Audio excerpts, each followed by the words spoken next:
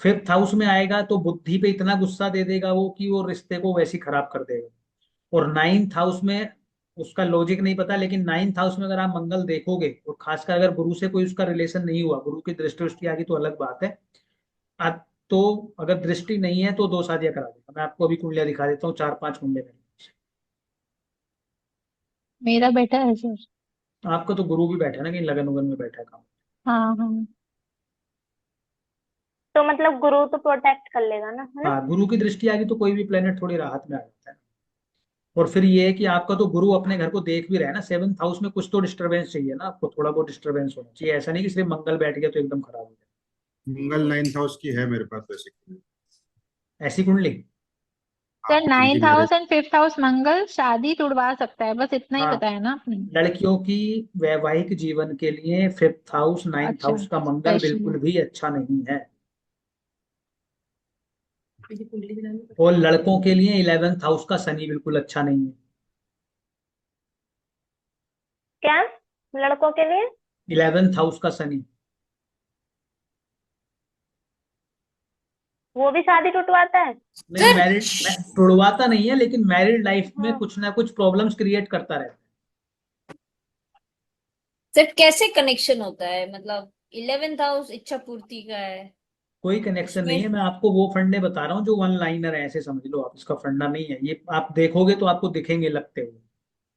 ये मतलब रिसर्च है ये। फिफ्थ और नाइन्थ का कहीं कोई जिक्र नहीं है, मंगली नहीं है, कुछ नहीं है, कोई प्रॉब्लम नहीं है, लेकिन फिफ्थ और नाइन्थ में मंगल खराब करता है शादी। तो मैंने ऑब्जर्वेशन के आधार हाँ, पे हम ऑब्जर्वेशन रूल बना। ऑब्जर्वेशन। हाँ। और इलेवेंथ हाउस का शनि लड़कों की कुंडली में देखोगे तो तुड़वाएगा नहीं, ऐसा नहीं कि तुड़वा देगा वो सेपरेशन, लेकिन मैरिड लाइफ को खराब करने का काम करता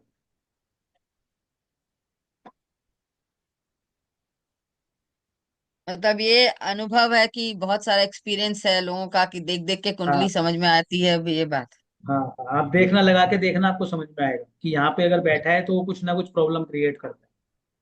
जैसे हम देख रहे थे शनि मंगल का योग बन रहा था फॉरेन में। फौरन में, हाँ, वो बार बार कुंडलियां उसी की सामने आए जा रही थी पिछली क्लास में, जिसको देखो वही एक ही कुंडली आ रही अब मेरे पास तो जो थी तीन चार कुंडलियां, सब में शनि मंगल थी।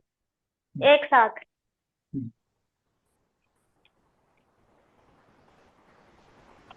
ठीक है, तो मैं कुंडली दिखा दूं कि आपको एक आध।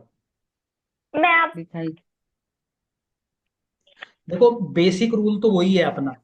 कौन सा? कहाँ का लोड कहाँ आके बैठा है, और ये जरूर बात ध्यान रखनी है कि उससे जुड़ के बंदा काम कर रहा है या नहीं कर रहा है।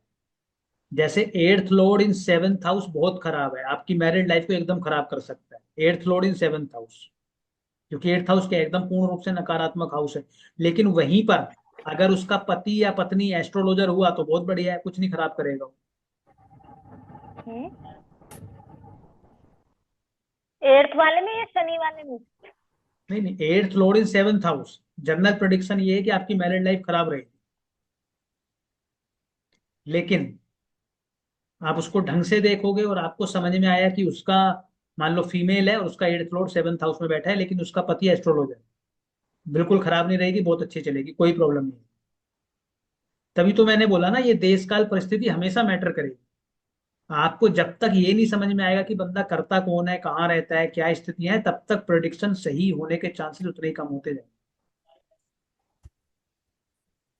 और ये आपका आप, कहने का मतलब कि 8th हाउस से अगर जुड़ा हुआ काम कर रहे होंगे तो वैवाहिक जीवन ठीक होगा। अच्छा रहेगा, बिल्कुल अच्छा रहेगा, बिल्कुल भी प्रॉब्लम नहीं आएगी, आप देख लेना उठा के। सर कोई इसका भी इलाज नहीं है गर्ल के लिए? 5th और 9th हाउस में मंगल है तो मतलब मुश्किल होगा हाँ, मैरिड कैसे लाइफ। अलाइन करें, कैसे अलाइन हाँ, करें इसको? उसको कैसे मंगल लाइन करेंगे, या बॉय का हाउस 11 वाला? मतलब उसमें तो यही है कि फिर वो पत्री देखी जाए जिसमें डिवोर्स के बिल्कुल योग ना हो। देखो, ये डिवोर्स ये सब कुछ देखो नहीं होता ना सर, मतलब नहीं होता क्लेश है। After wedding. नहीं नहीं, होता है ना, फर्क पड़ता है। देखो क्या होता है, आपके पास जो भी क्लाइंट आया, कोई एक ही आएगा, या तो लड़की वाला आएगा या लड़के वाला आएगा। अब मान लो लड़की वाला आ गया और उसके नाइन्थ हाउस में मंगल है। अब आपको यही ढूंढना पड़ेगा कि लड़के की मैरिड लाइफ में कोई भी डिस्टरबेंस ना हो। लड़के का? हाँ, तो उनको बोलो कि अब जो कुंडलियां आपसे वो मिलवाएंगे तो आपको इस बात पे विशेष ध्यान देना है कि कोई डिवोर्स का योग नहीं होना चाहिए लड़के की कुंडली में। या पूर्ण वैवाहिक सुख का योग होना चाहिए, और सप्तम हाउस में कोई डिस्टरबेंस नहीं होना चाहिए। अगर वो डिस्टरबेंस हुआ तो अब वो कंफर्म कर देगा कि वो मंगल काम करेगा।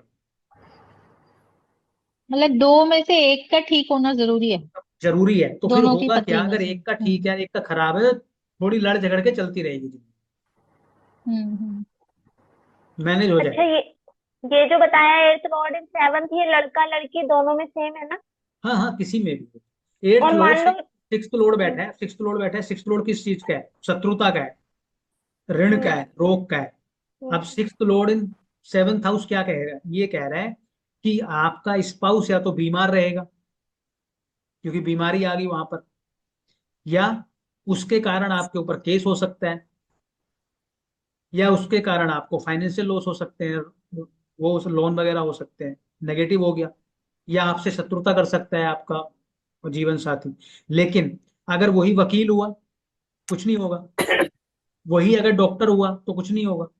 वही अगर लोन डिपार्टमेंट में काम करता हुआ तो कुछ नहीं होगा, कोई जिस नेगेटिविटी नहीं आएगी। जिससे शादी होगी या इंडिविजुअल खुद?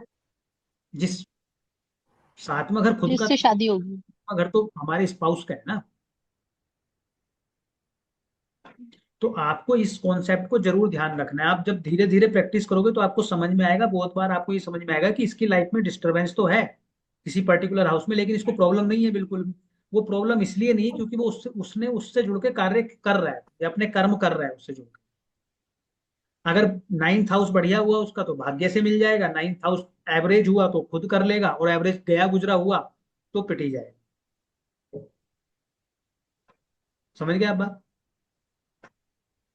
और लड़के की कुंडली में शुक्र को बिल्कुल भी इग्नोर नहीं करना है। अगर शुक्र प्रॉब्लम में है, सप्तम हाउस के अच्छे होते हुए भी बड़ी समस्या आ सकती है। मतलब हो सकता है शादी जिस चलती रहे, लेकिन सिर्फ, लड़के का। हाँ, लड़के के केस में शुक्र को बहुत ध्यान से देखना, क्योंकि शुक्र अगर खराब है तो सप्तम हाउस अच्छा है तो हो सकता है कि आपकी मैरिड लाइफ चलती रहे, अच्छी चलती रहे, अच्छी भी चलती रहे, लेकिन वैवाहिक सुख आपको नहीं मिलेगा। पत्नी बीमार हो जाए, पत्नी दूर रहे, या कुछ और कारण हो, जो भी कारण हो, लेकिन प्रॉब्लम रहेगी, क्योंकि पत्नी का कारक ही शुक्र है। तो कारक जो है ना इस केस में बहुत महत्वपूर्ण हो जाता है।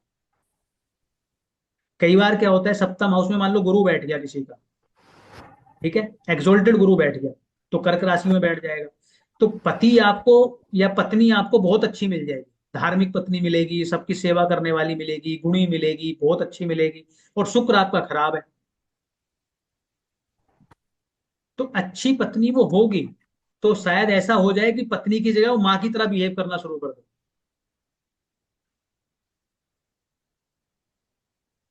Sorry sir, good evening sir. Good evening. Sir बात कौन समझ में सा आई। टॉपिक कर रहे हैं हम? जनरल डिस्कशन है, शादी पे बात कर। ओके। बात समझ में आई आपको। तो ये आपको हमेशा देखना पड़ेगा कि मतलब हालात क्या है। ये धीरे धीरे आप प्रैक्टिस से आ जाएगा, मतलब इसका कोई वो नहीं है कि सब रट लोगे।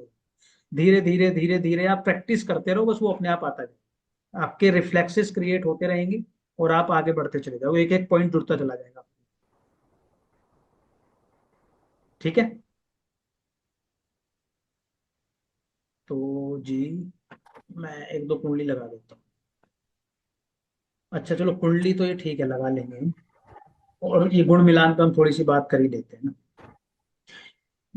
गुण मिलान जितना कि लोगों ने उसका हवा बनाया हुआ है, एक गुण मिलान का और एक नाड़ी दोष का और एक मांगलिक का, किसी काम के नहीं होते। और सर आपने बोला था काल सर्प भी। हाँ, एक काल्प सर्प। काल्प सर्प तो चलो शादी के लिए नहीं है, लेकिन ये हम्म। तीनों तो ऐसे हैं जो डायरेक्टली शादी से लिंक करते हैं, वैवाहिक जीवन से आपसे लिंक है। नाड़ी दोष है जी, बच्चे नहीं होंगे जी, ये नहीं होगा जी, वो नहीं होगा। मेरे पास कई कुंडलियां हैं, दो दो तीन तीन गुण मिलते हैं उनके, सारे दोष हैं उनके जीवन में, अच्छे खासे बच्चे हैं उनके, सब कुछ बढ़िया है, कोई दिक्कत नहीं। नाड़ी दोष क्या होता है? गुण ना मिलना? अभी मैं लगाऊंगा कि कौन कौन से हम अच्छा। देखते हैं, कुछ पैरामीटर्स होते हैं, उसमें से एक नाड़ी का भी एक पार्ट है। तो इन चीजों में ज्यादा मत उलझना। गुण मिल गए आपके 30, और शादी में उसमें कुंडली में बना हुआ है डिवोर्स का योग, सप्तम हाउस पिटा हुआ है पूरी तरीके से, शुक्र भी पिट गया लड़के का, सप्तम हाउस भी पिटा, शुक्र भी पिट गया, 36 गुण मिला लो, शादी नहीं चलेगी। बात समझ में आई। सबसे पहले ये देखना है कि इसके हालात क्या हैं, सप्तम हाउस के हालात क्या हैं, शुक्र के हालात क्या हैं। उसके बाद गुण थोड़ा बहुत आपको मैटर कर सकते हैं, उससे ज्यादा कोई उनका रोल नहीं। और कई बार तो मतलब मेरे पास रिसर्च थी, अगर होगी तो मैं आपको व्हाट्सएप पे डाल दूंगा। कई बार तो ये है कि अगर ज्यादा गुण मिल गए ना तो उल्टा और ज्यादा खराब हो। हम्म, सेम लगन सेम चंद्र कुंडली अगर बिल्कुल सेम हो रहा है तो बिल्कुल शादी नहीं करानी है। दोनों वृश्चिक लगन के हैं, वृश्चिक राशि के ही हैं, दोनों मीन लगन के हैं, मीन राशि के ही, मतलब एक से हैं, बिल्कुल सिमिलैरिटी है, तो वो भी अच्छा नहीं होता। बेस्ट क्या होता है? बेस्ट होता है जो भी आपका लगन है या जो भी आपकी राशि है, दोनों को पकड़ लो। ठीक है, मान लो आपकी राशि है मेष, ठीक है, आपकी राशि है मेष, आपके लिए किस किस लगन की कुंडलियां अच्छी अच्छी रहेंगी? 4 नंबर आपके लिए अच्छा रहेगा। क्यों अच्छा रहेगा? क्योंकि आपसे उसकी पोजीशन चौथे है। चौथी पोजीशन किसकी होती है? घर घर के की, सुख की, माँ की। माता की। तो आप हमेशा उसको जो देखोगे वो माता वाली उससे देखो, मतलब एक केयरिंग केयरिंग से देखो। माता का सिर्फ माता मतलब नहीं है, चौथा घर केयरिंग का भी है, आपकी माता वाली फीलिंग का, केयर का। तो वो हमेशा आपको वो वाली फीलिंग है, तो अच्छा रहेगा। वो आपके लिए एकदम कंपैटिबल लगन है 1 4 का। दूसरा 10 में हो जाएगा उससे, मतलब अगर एक एक से चौथे है तो दूसरा क्या होगा? कर्क से मेष क्या होगा? 10वें नंबर पे आ जाएगा। कर्क से अगर मेष को काउंट करोगे तो 10वें नंबर आ जाएगा। इसका मतलब क्या है? अब वो जो पार्टनर होगा वो आपकी प्रोफेशनल लाइफ में मदद करेगा या आपके कर्मों में मदद करेगा। इतना समझ में आया आपको?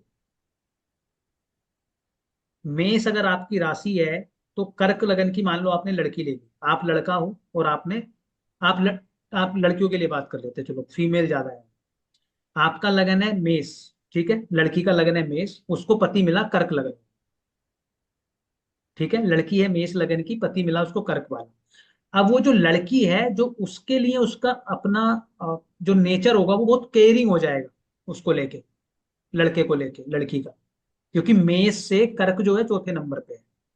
उस लड़के का जो नेचर होगा उसके लिए उसको पुश करेगा, उसको मेहनत करने के लिए, कर्म कराने के लिए, क्योंकि उसकी 10th हाउस, प्रोफेशनल लाइफ, क्योंकि 10th है। क्योंकि 10th है।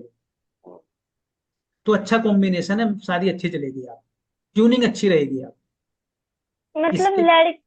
समझ नहीं आई, ये जो अभी कॉम्बिनेशन बताया वो उसके लिए केयरिंग हो गई, और वो जो काम के लिए पुश जैसे करेगी। जैसे भाव देखते हैं, चौथा भाव किसका है? केयर का है। 10वां भाव किसका है? कर्म का है। बस। आराम का।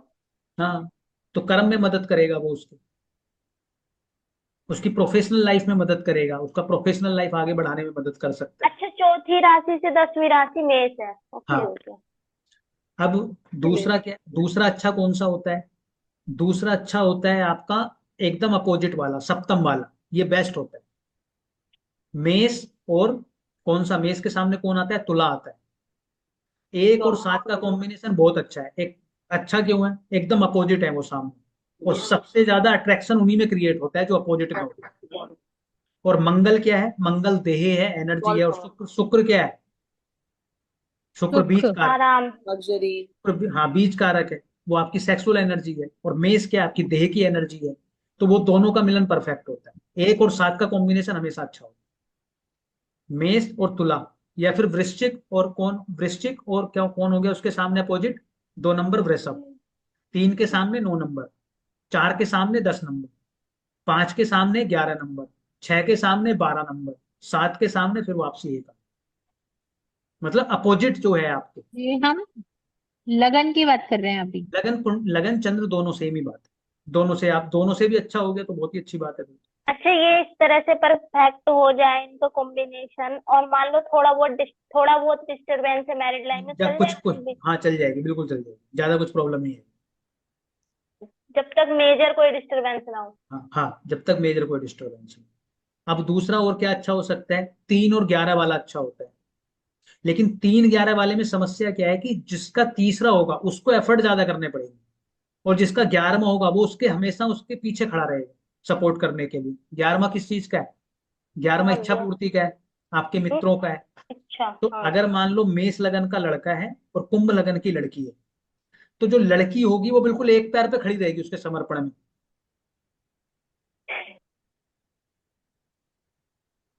क्यों सर सपोर्ट करती रहेगी, उसकी इच्छाएं पूर्ति करेगी, उसकी इच्छाओं को पूर्ण अच्छा, करने का काम 11th house करेगी। है इसलिए। 11th हाउस है। ओके। अब वो हमेशा जब अच्छा। भी वो मेष वाला कहेगा उससे कि मुझे ये चाहिए, तो वो लड़की कर देगी उसके लिए। लेकिन लड़की उससे कहेगी तो कभी वो कर देगा, कभी नहीं करेगा, उसको एफर्ट करवाना पड़ेगा, क्योंकि थर्ड है वो उससे। 11 से 1 किस पे आता है? थर्ड पे आता है। थर्ड हाउस पराक्रम। तो आपको एफर्ट करना पड़ेगा उससे काम करवाने के लिए। हाँ सर, मेरा है ना सर। बस ठीक है, फिर आप खड़े रहते हो या जो ऐसा है क्या? मेरा मीन है। हम्म, और उनका क्या है, 2 नंबर है सर, वृश्चिक, वो वृषभ। वृषभ है ना। तो 12-1-2, तो 12-1-2 समझ रहे हो, तीसरा हो गया। लग्न, इसमें लग्न देखेंगे ना सर, राशि नहीं देखेंगे। हाँ, लग्न या राशि दोनों में एक ही बात, दोनों के रिजल्ट आ जाते हैं। क्योंकि चंद्र राशि क्या है? वो मन है आपका, और लगन क्या है? आपका व्यक्तित्व है। तो आप दोनों से हो गया तो और स्ट्रांग हो जाएगा। खराब कौन से होते हैं? खराब होते हैं षटाष्टक, 6-8 वाले। जैसे अच्छा। मेष के साथ कन्या आ जाए, 1-6 का मेष के कॉम्बिनेशन। साथ मेष के साथ मीन आ जाए। नहीं नहीं, मेष के साथ मीन आ जाए, 12वां हो जाता है वो 12वां हो जाता है। हम्म। 12वें वाला भी अच्छा नहीं जाता रिजल्ट। अच्छा, ये मेष दोनों ही के, जरूरी है या राशि या लगन कोई एक मैच हो जाए हाँ, अच्छे के लिए? अच्छा एक हो जाए, दोनों अच्छे हो जाएंगे तो बहुत अच्छा है। एक अच्छा होगा तो, एक खराब हो गया तो न्यूट्रल हो गया, उसको ना अच्छा कहोगे ना बुरा कहोगे। हम्म। 1-8, लेकिन 1-8 में क्या है कि मेष अगर है तो सामने वृश्चिक आएगा, तो वो खराब नहीं है। यहाँ पर राशि भी ध्यान रखना कि अगर सेम ही राशि आ गई, किसी एक ही प्लेनेट की राशि आ गई, तो खराब नहीं करेगा। अगर मेष अच्छा। लग्न है तो 8वें घर में तो वृश्चिक आ जाएगी, तो मंगल की राशि है और लगन भी मंगल का है, फिर खराब नहीं है। सेम लोड हो गया ना, हम्म। मतलब अपने घर को कोई खराब नहीं करेगा, सेम लोड है दोनों का। मतलब दोनों का सेम लॉर्ड होगा, हाँ, दोनों का हो जाएगा ना। अगर दोनों मेष राशियों का। मेष और वृश्चिक का, मान लो मेष लगन का लड़का है और वृश्चिक लगन की लड़की है, तो 1-8 का कॉम्बिनेशन। लेकिन दोनों का स्वामी जो है वो मंगल है, तो इसलिए वो खराब नहीं, हम्म। वो कैंसिल आउट हो जाएगा। आपने खराब क्या बताया था? 1-6 और 1-8? एक नहीं, छह और एक। हाँ हाँ, 6-8 वाला कॉम्बिनेशन, 1-6-1-8। और सर इसी तरीके से 3 और 6 का अगर कॉम्बिनेशन बनेगा, वो भी अच्छा है, लॉर्ड तो एक ही है। हाँ हाँ, तो 3 और 6 तो वैसे भी चौथे में आ जाते हैं। तीसरे पर से ऐसे छठी राशि चौथे में घर में आ जाएगी। नहीं तीसरे मतलब से जो छठी राशि है वो चौथी है ना। 3 3 4 5 4 6। 5 6, जो 1 और 4 के तीन लिए चार बोल रहे पाँच, थे, हाँ हाँ हाँ। वो हाँ अच्छा है, हाँ, वो अच्छा ठीक है, है। बहुत अच्छा है। मतलब मेष और मीन में तो खराब हो गया, 12 हो गया। नहीं, मेष और मीन उतने खराब नहीं करते। इसमें ना ट्रिक है। इसमें क्या ट्रिक है? जैसे मान लो मैं लड़का हूँ, ठीक है, मेरी मान लेते हैं लगन है मकर। अब मुझे मान लेते हैं कि कुंभ लगन की लड़की मिलती है, तो मुझसे दूसरी हो गई। हम्म, दूसरी परिवार। होगी ना, दूसरा परिवार का घर होगा, हम्म, तो कोई बड़ी प्रॉब्लम नहीं है। लेकिन होता क्या है कि जब 12वें वाली आती है, तो इसमें 12वां भी हो गया ना, 11 से 10 12वां हो गया। लेकिन हम्म। यहाँ पे 11-12 में क्या है कि लोड सेम हो गया है आपका, तो ये खराब नहीं करेगा। शनि की राशियां होगी ना दोनों, हम्म। तो खराब नहीं है। लेकिन अगर राशियां अलग होगी, जैसे मेष और मीन हो गई, मेष और मीन हो गई, तो अब मीन जो होगी वो मेष का खर्चा कराएगी। यानी कि कई बार आप परिवारों में देखोगे कि पत्नी के आने के बाद या शादी होने के बाद खर्चे अधिक हो जाते हैं, तो 1-12 का कॉम्बिनेशन आपको देखने को मिल सकता है वहां। तो बहुत टफ है ये तो। कैसे टफ याद कुछ नहीं है रहेगा? वो। अरे वो तो जो घर है वैसे ही है, इसमें कुछ अलग लॉजिक नहीं है। जो घरों का लॉजिक है हमारे, वो सेम अप्लाई सर होगा। तो अगर 5 का डिफरेंस हो, जैसे ये तो आपने 4th का बोला, समझ में आया, केयरिंग एंड ऑल, तो 5 का होगा तो फिर कैसे होगा? देखो, 6 का एक होगा? एक 5 में प्रॉब्लम क्या है ना, 1-5 का कॉम्बिनेशन अच्छा होता है, मतलब खराब तो नहीं है। लेकिन वहां पे क्या है ना, वहां पे 9th हाउस इन्वॉल्व हो जाता है, क्योंकि 1 से 5वां होगा तो उधर वो 9th हो जाएगा। कैसे 9th हो गया? मेष और उल्टे साइड से, हाँ हाँ। मेष और सिंह हो गई। सिंह से जब आप मेष पे जाओगे तो 9वें हाँ, नंबर वो पे 9। मिलते हैं। हाँ, तो 9 तो भाग्य का होता है। एग्जैक्टली। भाग्य, सुनो ना, भाग्य का भी है, भक्ति भाव का भी है। तो ऐसे में इन जनरली क्या होता है रिलेशन ठीक रहते हैं, लेकिन उसमें उनका फिजिकल अट्रैक्शन खत्म हो जाता है और भक्ति में इन्वॉल्व होने का वो बन जाता है आपस तो में। तो वो कई बार गुरु वाली फीलिंग दे देगा, कई बार आपको उसमें भक्ति की फीलिंग दे देगा, तो वो एक मतलब बहुत अच्छा दिखा नहीं है कॉम्बिनेशन रिजल्ट देते हुए। बस इतना सा इसमें वो है, ये बाकी खराब नहीं है, मैरिड लाइफ खराब नहीं करेगा, आप ठीक ठाक चलेगी, सब कुछ है वो ठीक है। बस वो एक दूसरा खतरा उसमें एंगल ऐड हो जाएगा। तो 2 आपका और 9 कैसा रहेगा? 6 8 12 अच्छा नहीं है, 6 8 12 अच्छा नहीं है, 6 से 12 अच्छा है। अगर अगर 2 अगर और 9 दो, एक मिनट, अगर 2 और 9 कुछ नहीं होता ना, 2 और 9 कैसे होगा? मान लो एक की 2 नंबर है, एक की 9 नंबर, तो वो एक 8 हो 8 गया तो ना, बन गया ना। 8वां हो गया ना फिर। 2 और 9 का कैसे? 2 और 9 का तो 8वां हो गया। तो मतलब खराब हो गया। हाँ खराब हो गया ना। यही कॉम्बिनेशन बनेंगे बस, जो मैंने बता दिया आपको यही बनते हैं। 2 12 2 काउंट हो गए, 4 10 अब 2 और काउंट हो गए, 4 हो गए, 5 9 6 काउंट हो गए, 1 और 7 2 और काउंट हो गए, 8 3 और 11 ये काउंट हो गए आपके। ऐसे हो जाएंगे पूरे, जहां 6 काउंट हुए वो पूरे हो गए, 12 हो गए, है ना। हर पे 2 2 काउंट होते चले जा रहे हैं। राशि लोड अगर सेम है तो उतनी प्रॉब्लम नहीं है, फिर चाहे कोई भी योग बनता हो, है ना। राशि लोड अगर सेम हो गए तो कोई प्रॉब्लम नहीं, चाहे 2 12 हो फिर 6 8 हो, कुछ नहीं हो, कोई प्रॉब्लम नहीं। एक तो ये कहानी हो गई, तो इसको जरूर ध्यान रखना। ठीक दूसरा है। आपको क्या ध्यान रखना है, अगर ये लड़की क्या का था? अगर लड़की का लगन मजबूत है, लड़की का लगन स्थिर लगन है, मजबूत लगन है, या मान लो वृश्चिक लगन है, सिंह लगन है, तो ये क्या है, ये बहुत स्ट्रॉन्ग लगन है। या वृषभ लगन है, वृषभ सिंह और वृश्चिक ये बहुत मजबूत लगन है ना। तो इनकी टक्कर का ही होने चाहिए सामने सामने लड़का। कैसे? मतलब अगर मान लो वृषभ वाली लड़की है तो वृश्चिक के लड़के से करा दो, वो 2 8 2 7 का कॉम्बिनेशन बन, 1 7 का कॉम्बिनेशन बन जाएगा इसमें, तो दोनों लगन मजबूत हो जाएंगे। एक वृषभ क्या कहता है, मैं जिद्दी हूँ, वृश्चिक क्या कहता है, तो मैं गहरा भी हूँ। वृषभ लगन की खासियत क्या है, बैल है ना वृषभ, जिद्दी है, बहुत जिद्दी लगन है वृषभ, मेहनती भी है जिद्दी भी है। उसको टक्कर कौन दे सकता है, उसको टक्कर देगा वृषभ, वो वृश्चिक, इसीलिए वो अपोजिट में भी है। अब अगर उसके सामने 3 नंबर वाला पड़ गया, 6 नंबर वाला हो गया, या कर्क आ गया, ये तो सॉफ्ट लगन है, तो फिर क्या होगा, उसी की चलेगी बस। और अगर कुंभ या मीन हो तो? कुंभ और मीन हो तो, मीन तो क्या है ना, किसी के साथ एडजस्ट कर लेता है। मीन के अंदर क्या है, मीन ना बहुत मैच्योर लगन है, सबसे ज्यादा मैच्योर अगर कोई लगन है तो मीन है। अंतिम राशि है, गुरु की राशि है। तो मीन क्या है ना, बड़े सोच समझ के, सोच विचार के, बड़े प्रैक्टिकल से बिहेवियर के साथ चलते हैं, तो वो एडजस्ट कर लेते हैं, ये चीजों को मैनेज कर लेते हैं। लेकिन सॉफ्ट लगन से देखना है, वो भी उल्टे केस में, मतलब मान लो लड़की अगर वृषभ की है तो लड़का कमजोर नहीं होना चाहिए उसके साथ, वो उससे 2 कदम आगे होना चाहिए, तभी शादी चलेगी। वरना लड़की एक समय के बाद बोल देगी ये लुल्ला है, मेरा कोई इसमें इंटरेस्ट नहीं है, मैं छोड़ दूंगी, इसका कोई ये स्टैंड नहीं है, सिर्फ कोई कोई स्टैंड नहीं लेता ये अपनी लाइफ, वो ये ये बोलेगी। लगन है, राशि पे भी फर्क पड़ेगा इसका? अरे भैया दोनों है, सेम ही बात है, अच्छा। दोनों देखने हैं। बात समझ में आई आपको? कोई कितना कह ले, लड़की भी चाहे जो भी, कोई लड़की, आप भी मतलब आप चारों पांचों ऑब्जर्व कर सकते हो, कोई भी लड़की उसको एक समय के बाद एंटरटेन नहीं करती, उस लड़के को या उस आदमी को जो अपनी लाइफ में स्टैंड ना लेता, भले से कितनी उसकी बात मान ले वो लड़की, इंटरेस्ट उसका खत्म हो ही जाएगा उसे। तो कमजोर लगन मजबूत लगन की लड़की को चाहे जितने भी गुण मिलते हो, चाहे जो भी कॉम्बिनेशन मिलता हो, कमजोर से नहीं बढ़ा, पहली बात तो ये। अगर लड़की एक एक थप्पड़ मारे तो आगे से 2 लगने चाहिए, वो वाला कॉम्बिनेशन काम करता है बढ़िया, तो बढ़िया शादी चलती है।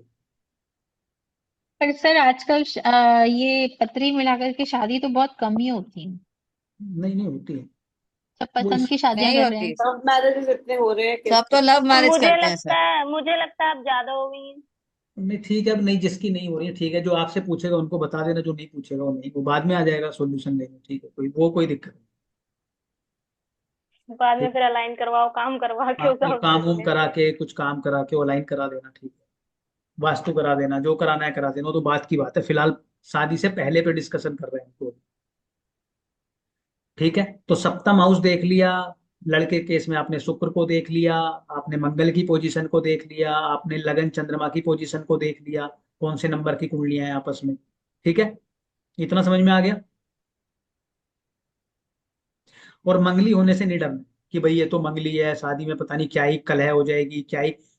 मंगल को देख लेते हैं, वो ये नहीं देखते कि सप्तम हाउस में प्रॉब्लम या शुक्र में प्रॉब्लम है या कुछ और कोई प्लेनेट आके इन्वॉल्व हो गया, उसको नहीं देखते लोग। आप देखना, कभी आप ऑब्जर्व करना, कोई बोले ना जी ये तो मंगली है इसलिए खराब है, आप उसको ध्यान से देखोगे, आपको चलेगा मंगल तो भाई कुछ कह ही नहीं रहा है इसमें, मंगल की तो कोई गलती भी नहीं है, वो बिना मतलब ही दोष दिया जा रहा है।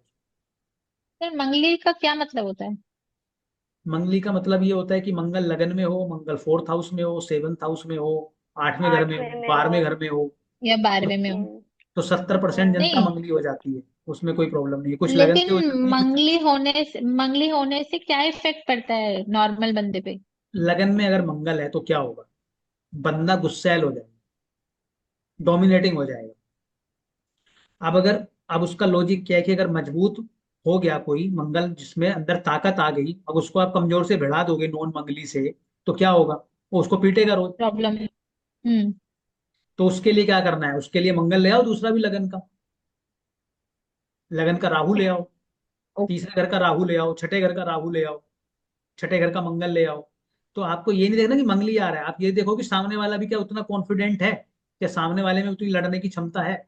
अगर है तो करवा दो, मंगल कहीं भी बैठो, ये देख लो।